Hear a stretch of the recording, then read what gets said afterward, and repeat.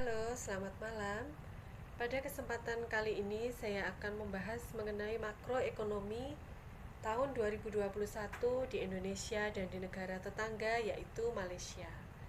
Sebelum kita masuk lebih jauh, apa sih sebenarnya makroekonomi itu? Makroekonomi adalah ilmu yang mempelajari perekonomian secara keseluruhan dalam suatu negara.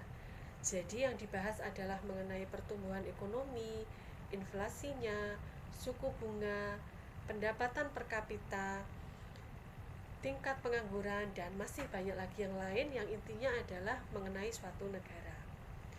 Nah, kali ini saya akan membahas mengenai beberapa indikator untuk mengetahui makroekonomi di Indonesia dan di Malaysia.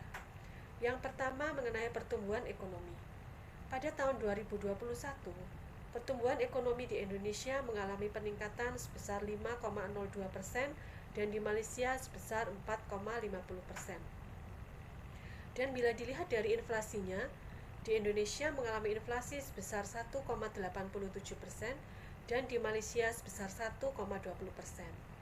Untuk mengetahui pertumbuhan real perekonomian, yang harus dilakukan adalah mengurangi prosentase pertumbuhan ekonomi dan inflasi, sehingga didapatkan pertumbuhan ekonomi di Indonesia adalah 3,15% dan di Malaysia 3,30%.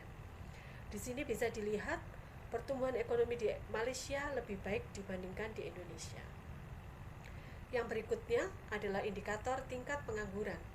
Tingkat pengangguran di Indonesia cukup tinggi, 14,42% bila dibandingkan di Malaysia yaitu 4,80%.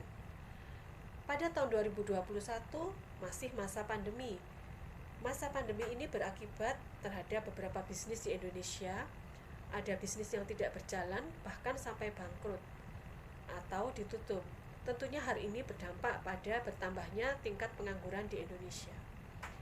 Kemudian dilihat dari indikator nilai tukar kurs terhadap US dollar. Di Indonesia 1 US dollar mencapai Rp14.600 dan di Malaysia 1 US dollar 4,73 ringgit Malaysia. Bila dilihat dari indikator tingkat suku bunga acuan Bank Sentral, di Indonesia lebih tinggi yaitu 3,50% dan di Malaysia 2,25%. Begitu pula dengan indikator pendapatan per kapita. Di Indonesia, bila dilihat dari US dollar adalah 4.140 dan di Malaysia hampir dua kalinya yaitu 14.452 US dollar. Jumlah tenaga kerja di Indonesia juga lebih banyak yaitu 78,14 juta jiwa dan di Malaysia 14,07 juta jiwa. Utang luar negeri Indonesia pun lebih tinggi yaitu 415,1 miliar US dollar dan di Malaysia 222,6 miliar US dollar.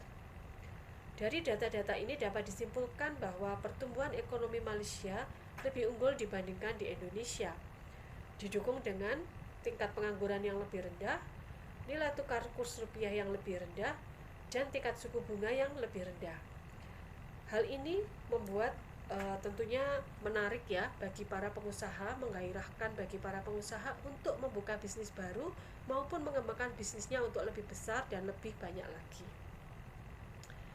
Tetapi bila dilihat dari cadangan devisa negara, di Indonesia cadangan devisa negaranya lebih besar, yaitu 144,9 miliar US dollar dan di Malaysia 99,8 miliar US dollar.